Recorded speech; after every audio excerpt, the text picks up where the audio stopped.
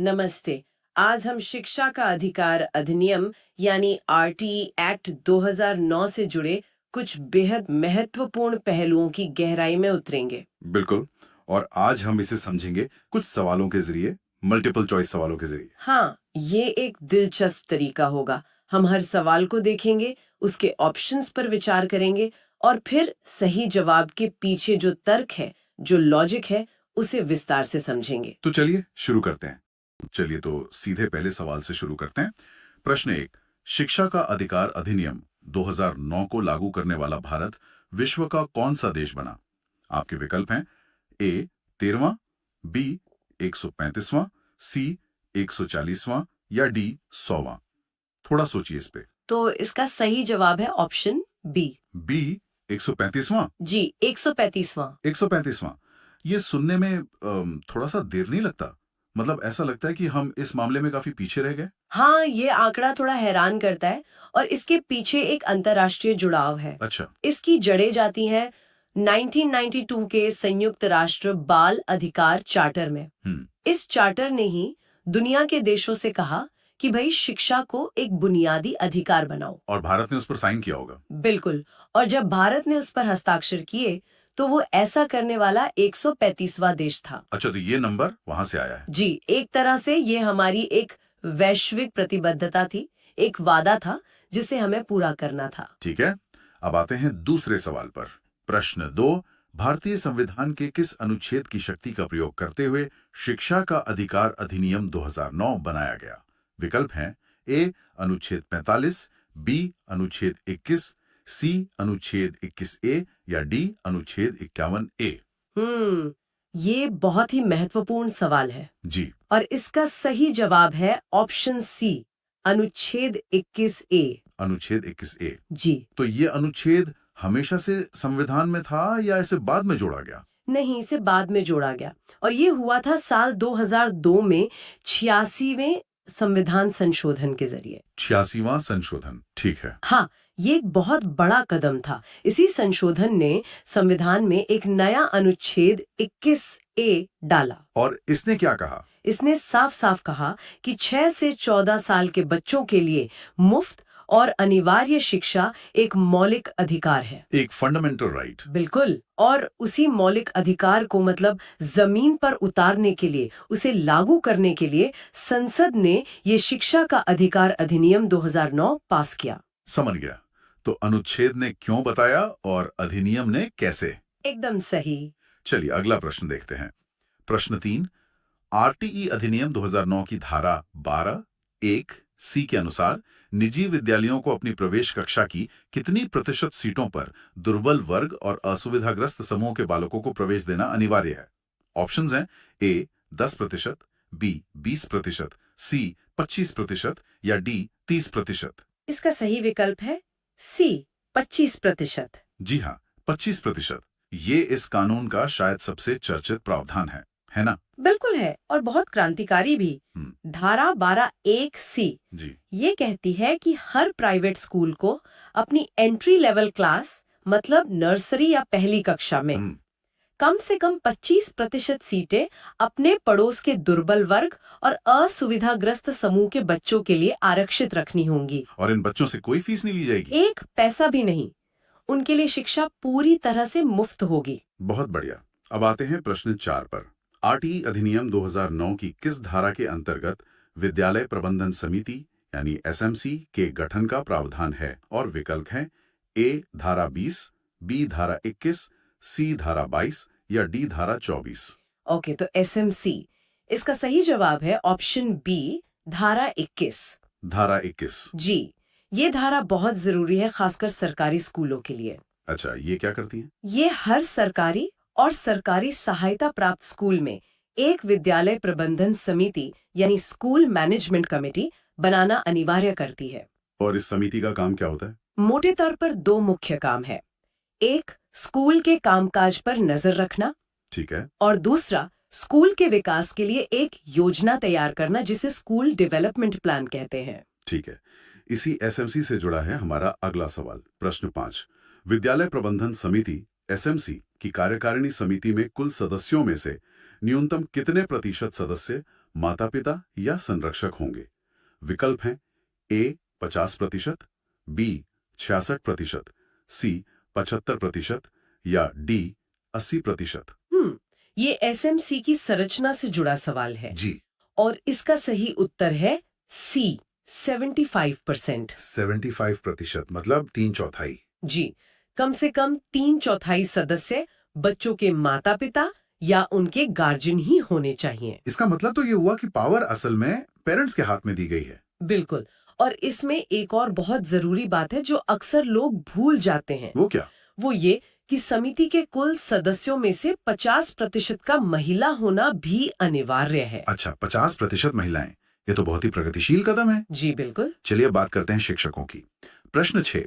RTE अधिनियम 2009 की अनुसूची के अनुसार कक्षा 1 से 5 तक के विद्यालय में यदि 151 छात्र नामांकित हैं तो कितने शिक्षकों की आवश्यकता होगी? ऑप्शंस हैं ए 5 शिक्षक, बी 5 शिक्षक और एक प्रधानाध्यापक, सी 6 शिक्षक या डी 4 शिक्षक और एक प्रधानाध्यापक। ये एक बहुत ही स्पेसिफिक सवाल है। हाँ, इसका सही जवाब है बी 5 शिक्षक और एक प्रधानाध्यापक। अच्छा, 151 छात्र होते ही एक हेड टीचर की जरूरत पड़ जाती है। जी, कानून की जो अनुसूची है वो छात्र शिक्षक अनुपात बताती है। नियम ये है कि प्राइमरी स्कूल में जैसे ही छात्रों की संख्या 150 से ज्यादा होती है, मतलब 151 होते ही। हाँ 151 होते ही 5 शिक्षकों के साथ एक फुल टाइम हेड टीचर या प्रधानाध्यापक की नियुक्ति अनिवार्य हो जाती है। ये तो बहुत बारीक जानकारी है।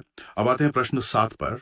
आरटीई अधिनियम की कौन सी धारा शिक्षकों के लिए निजी ट्यूशन पर रोक लगाती है? विकल्प ए धारा 24, बी धारा 25, सी धारा 27 या डी धारा 28। ये भी एक बहुत सीधा और जरूरी सवाल है जी, और इसका सही जवाब है ऑप्शन डी धारा 28। धारा 28। हाँ, ये धारा बिल्कुल साफ शब्दों में कहती है कि कोई भी शिक्षक प्राइवेट ट्यूशन नहीं पढ़ा सकता। किसी भी तरह का। किसी भी तरह की निजी शिक्षण गतिविधि में वो शामिल नहीं हो सकता। और इसके पीछे सोच क्या है? सोच ये है कि शिक्षक अपना पूरा समय और ध्यान सिर्फ और सिर्फ स्कूल के बच्चों पर ही लगाए, कोई हितों का टकराव ना हो। ठीक है।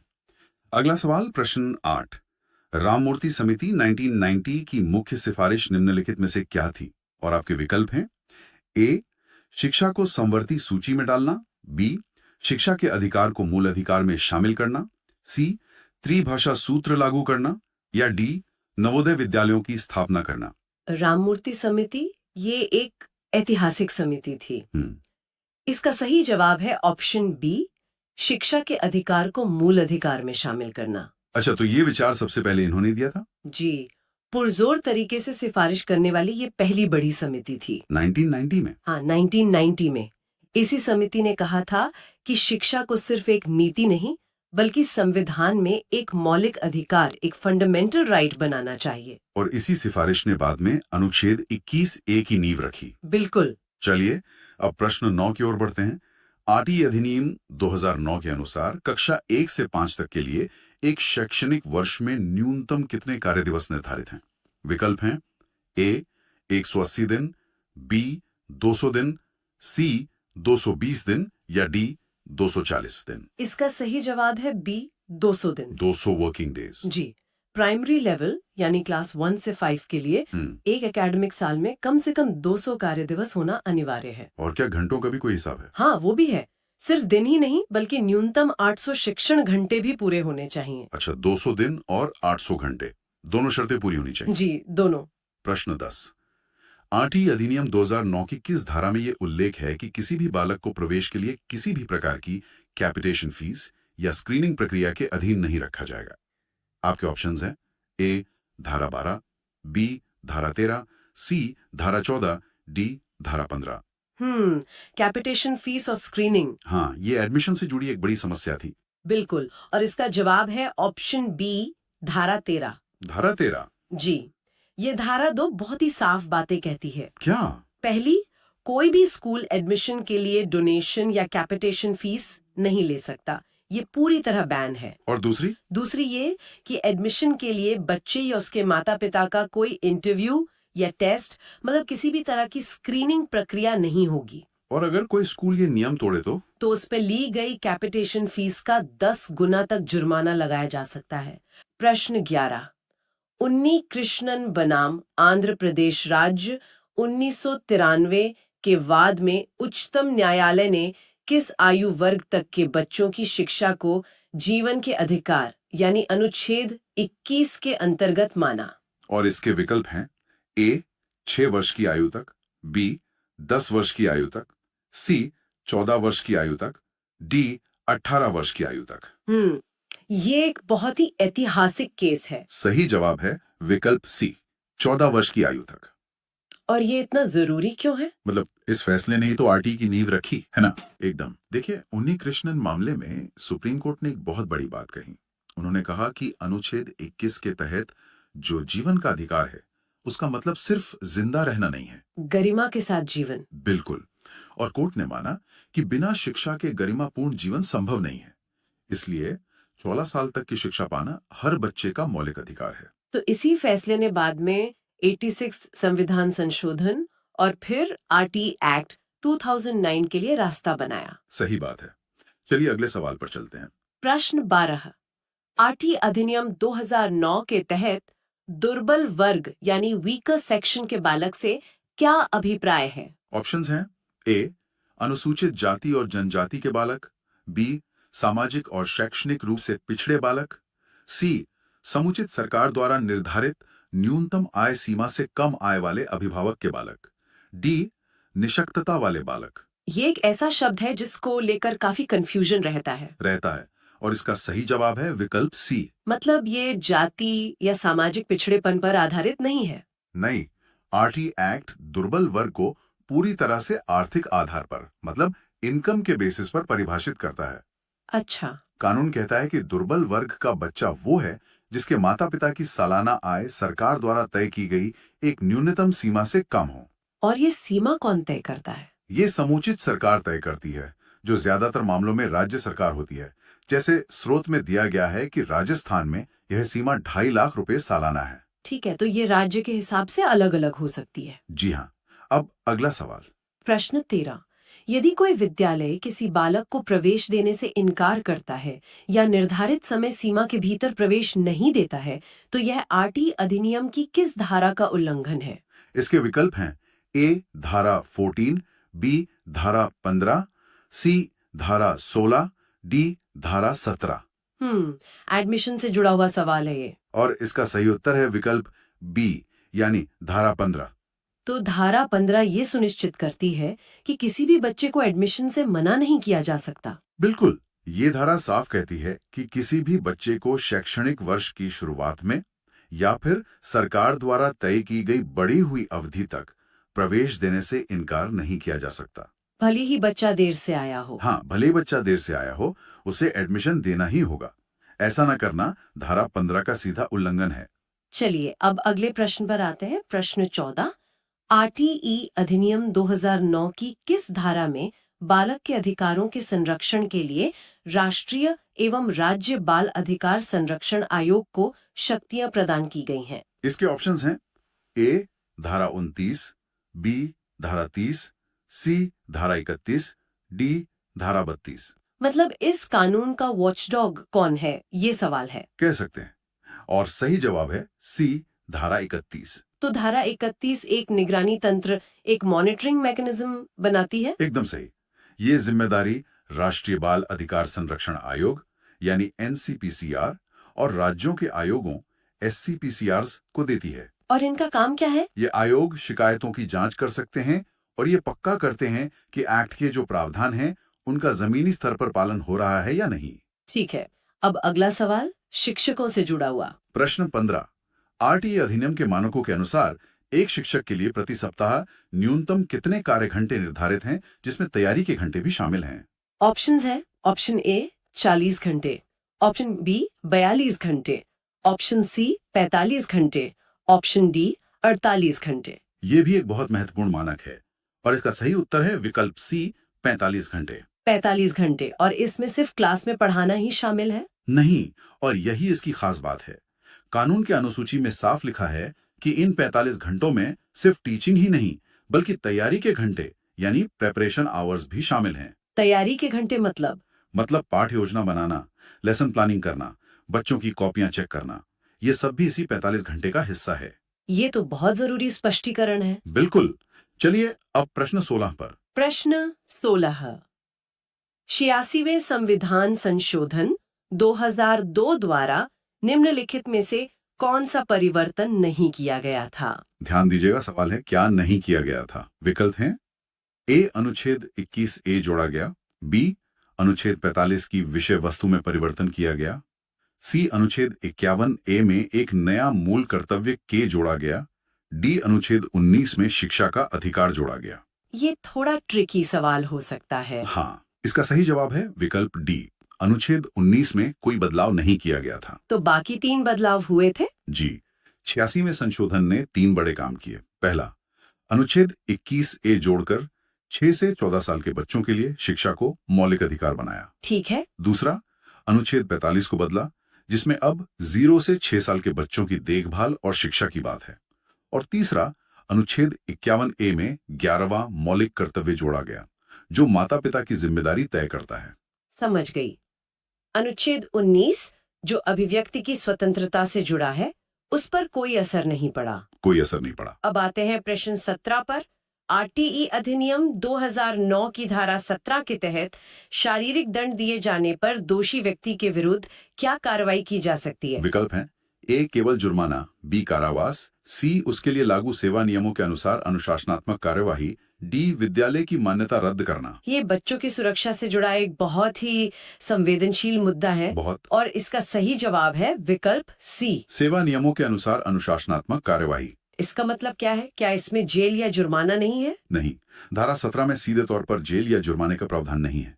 इसका मतलब है कि अगर कोई शिक्षक ऐसा करता है तो उस पर जो सर्विस रूल्स लागू होते हैं उनके तहत विभागीय कार्यवाही होगी। जैसे कि सस्पेंशन या प्रमोशन रोकना। हाँ, बिल्कुल। सस्पेंड किया जा सकता है, इंक्रीमेंट रोका जा सकता है। ये एक अनुशासनात्मक कार्यवाही है जो उनके करियर को प्रभावित करती है। ठीक है, ये स्पष्ट हुआ। अब अगला सवाल देखते हैं। प्रश्न 18। आरटीए अधिनियम के अनुसार प्रारंभिक शिक्षा से क्या तात्पर्य है? ये तो बहुत ही बुनियादी सवाल है। ऑप्शंस है ए कक्षा 1 से 5 तक की शिक्षा, बी कक्षा 1 से 8 तक की शिक्षा, सी पूर्व प्राथमिक शिक्षा और डी कक्षा 6 से 8 तक की शिक्षा। बुनियादी है पर बहुत जरूरी है। सही जवाब है बी, कक्षा 1 से 8 तक की शिक्षा। मतलब ये पूरा कानून 1ली से 8वीं कक्षा तक की शिक्षा के लिए है? जी हाँ, अधिनियम की धारा 2F में प्रारंभिक शिक्षा यानी एलिमेंट्री एजुकेशन को यही परिभाषित किया गया है, कक्षा 1 से लेकर कक्षा 8 तक। ये इस पूरे अधिनियम का आधार है। बिल्कुल। चलिए, प्रश्न 19। आरटीई अधिनियम 2009 का कौन सा अध्याय विद्यालयों और शिक्षकों के उत्तरदायित्व से संबंधित है? विकल्प हैं ए अध्याय 2, बी अध्याय 3, सी अध्याय 4, डी अध्याय 5। ये कानून की संरचना से जुड़ा सवाल है। और सही जवाब है सी अध्याय 4। अध्याय 4 इतना महत्वपूर्ण क्यों है? क्योंकि ये इस कानून का सबसे बड़ा और कह सकते हैं सबसे महत्वपूर्ण अध्याय है। इसमें धारा 12 से लेकर 28 तक शामिल हैं। और इसमें क्या क्या आता है? अरे सब कुछ। निजी स्कूलों में 25% आरक्षण, एडमिशन के नियम, शारीरिक दंड पर रोक, स्कूल मैनेजमेंट कमेटी का गठन, शिक्षकों की योग्यताएं, उनके कर्तव्य, ये सब कुछ इसी अध्याय में है। तो ये कानून का एक तरह से इंजन रूम है। एकदम सही शब्द है, ये इंजन रूम ही है। चलिए, प्रश्न 20।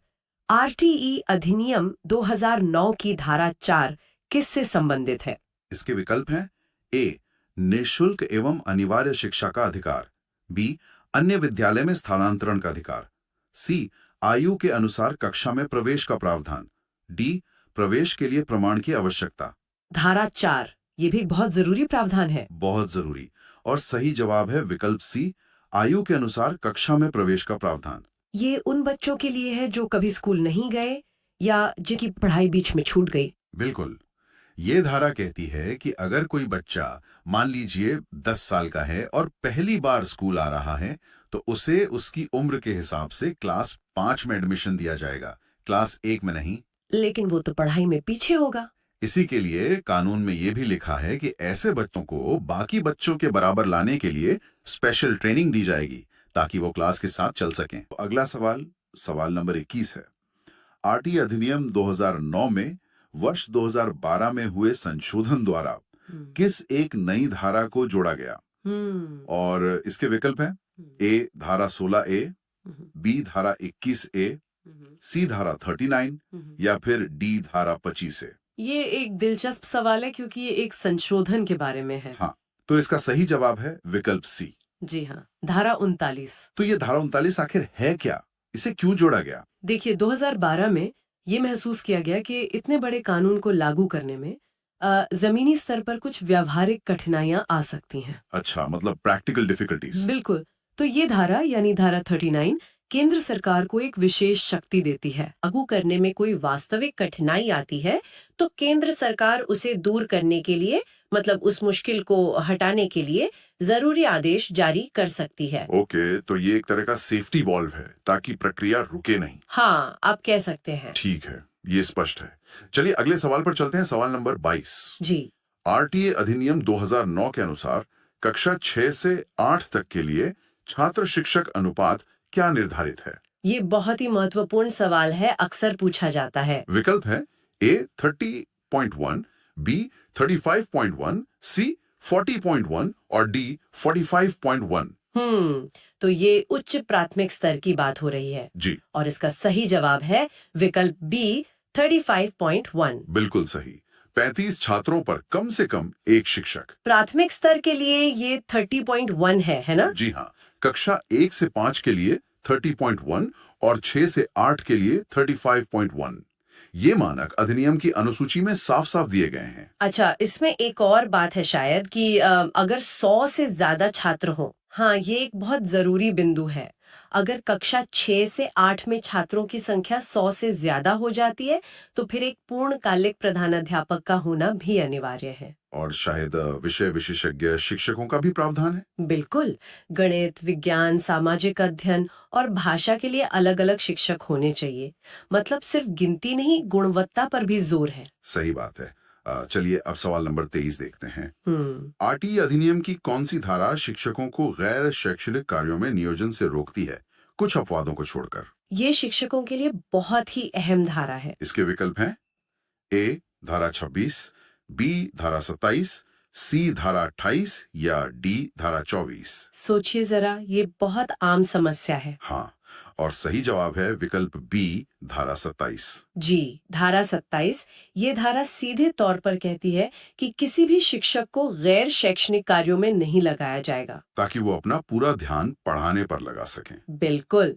लेकिन जैसा सवाल में भी कहा गया है, इसके कुछ अपवाद हैं। हाँ, वो क्या है? इसमें 3 अपवाद दिए गए हैं। ओके, पहला, 10 वर्षीय जनगणना। ओके। दूसरा है आपदा राहत कार्य, जैसे कहीं बाढ़ आ गई या भूकंप आ गया। और तीसरा है चुनाव से संबंधित कार्य, चाहे वो स्थानीय हो, राज्य के हो या राष्ट्रीय चुनाव। मतलब इन 3 कामों के अलावा शिक्षकों से कोई और गैर शैक्षणिक काम नहीं करवाया जा सकता। कानूनन तो नहीं। ठीक है, चलिए सवाल नंबर 24 की ओर बढ़ते हैं। जी। आरटीई अधिनियम 2009 के क्रियान्वयन के बाद संविधान का कौन सा अनुच्छेद प्रभावी हुआ है? ये कानून और संविधान के रिश्ते पर सवाल है। विकल्प हैं अनुच्छेद 45, अनुच्छेद 21A, अनुच्छेद 15 या अनुच्छेद 29। ये तो इस पूरे अधिनियम का आधार है। बिल्कुल, और इसका सही जवाब है विकल्प बी अनुच्छेद 21A। जी हाँ, अनुच्छेद 21A जो 6 से 14 साल के बच्चों के लिए निशुल्क और अनिवार्य शिक्षा को एक मौलिक अधिकार बनाता है। तो ये आरटीई एक्ट एक तरह से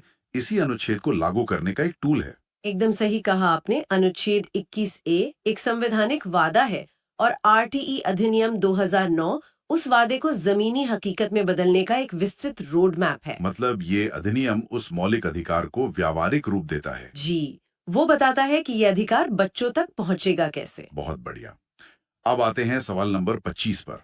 ये एक केस स्टडी से जुड़ा है। अच्छा। मोहिनी जैन बनाम कर्नाटक राज्यवाद 1992 का संबंध किससे है? ये एक ऐतिहासिक केस है। विकल्प हैं शिक्षण संस्थानों में आरक्षण, शिक्षा के अधिकार को जीवन के अधिकार का हिस्सा मानना, अल्पसंख्यक संस्थानों के अधिकार या शिक्षकों की सेवा शर्तें। 1992 का मामला। और इसका सही उत्तर है विकल्प बी। बिल्कुल, शिक्षा के अधिकार को जीवन के अधिकार का हिस्सा मानना। इस केस ने तो एक तरह से आरटीई की नींव रखी थी, है ना? सही कह रहे हैं। ये एक मील का पत्थर था। उस समय शिक्षा मौलिक अधिकार नहीं थी, लेकिन सुप्रीम कोर्ट ने एक बहुत ही व्यापक व्याख्या दी। क्या कहा था कोर्ट ने? कोर्ट ने कहा कि संविधान के अनुच्छेद 21 में जो जीवन का अधिकार है वो सिर्फ सांस लेने तक सीमित नहीं है, बल्कि गरिमापूर्ण जीवन जीने का अधिकार है। और बिना शिक्षा के गरिमापूर्ण जीवन संभव नहीं है। एकदम। इसीलिए कोर्ट ने माना कि शिक्षा का अधिकार जीवन के अधिकार का ही एक अभिन्न अंग है। इसी फैसले ने भविष्य के लिए रास्ता खोला। समझ गया। चलिए अब सवाल नंबर 26 देखते हैं। ये वित्तीय जिम्मेदारियों से जुड़ा है। Financial responsibility. हाँ, आरटी अधिनियम 2009 की धारा 7 के तहत वित्तीय उत्तरदायित्वों को साझा करने की जिम्मेदारी किसकी है? मतलब पैसा कौन देगा? हाँ, विकल्प है ए केवल केंद्र सरकार, बी केवल राज्य सरकार, सी केंद्र और राज्य सरकार दोनों की संयुक्त रूप से, या डी स्थानीय प्राधिकारी। ये एक बहुत ही प्रैक्टिकल सवाल है। और इसका सही जवाब है विकल्प सी, केंद्र और राज्य सरकार दोनों की संयुक्त रूप से। जी हाँ, इसे समवर्ती उत्तरदायित्व या कंकरेंट रिस्पॉन्सिबिलिटी कहते हैं। इसका मतलब है कि कोई भी सरकार ये कहकर पल्ला नहीं झाड़ सकती कि ये उनका काम नहीं है। बिल्कुल। धारा 7 ये साफ करती है कि इस अधिनियम को लागू करने का वित्तीय बोझ केंद्र और राज्य दोनों मिलकर उठाएंगे। क्या इसका कोई अनुपात भी तय है? हाँ, आमतौर पर ये 60-40 का अनुपात होता है। 60% केंद्र सरकार और 40% राज्य सरकार। अच्छा, हालांकि पूर्वोत्तर राज्यों के लिए ये अनुपात 90-10 का है। ओके।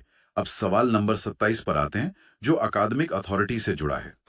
आरटी अधिनियम के अनुसार शैक्षणिक प्राधिकारी यानी एकेडमिक अथॉरिटी का मुख्य कार्य क्या है? ये गुणवत्ता से जुड़ा सवाल है। विकल्प हैं ए शिक्षकों की नियुक्ति करना, बी विद्यालयों को मान्यता देना, सी पाठ्यक्रम और मूल्यांकन प्रक्रिया निर्धारित करना, या डी वित्तीय अनुदान जारी करना।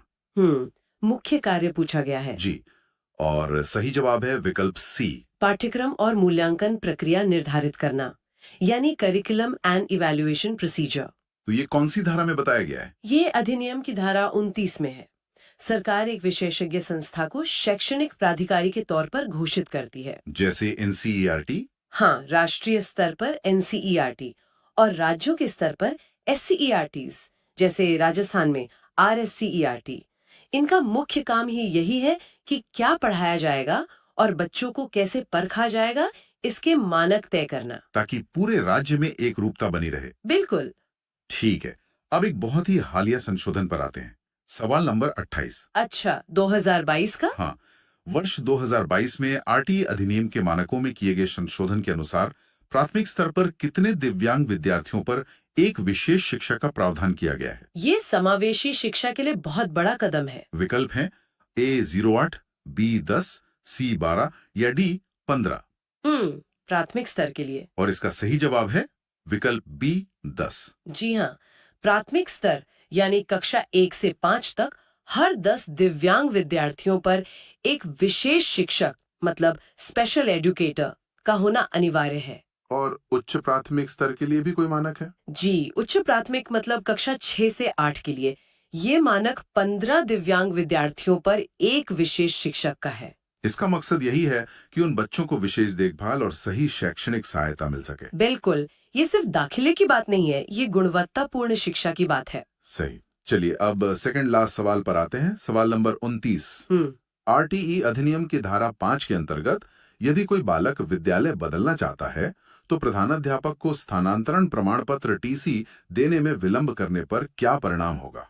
ये भी एक बहुत आम समस्या है, टीसी वाली। हाँ, विकल्प है ए उस पर केवल जुर्माना लगेगा, बी उसे निलंबित किया जा सकता है, सी उसके विरुद्ध सेवा नियमों के तहत अनुशासनात्मक कार्यवाही होगी, या डी बालक को प्रवेश से मना कर दिया जाएगा। क्या लगता है कानून कितना सख्त होगा इस पर? काफी सख्त है।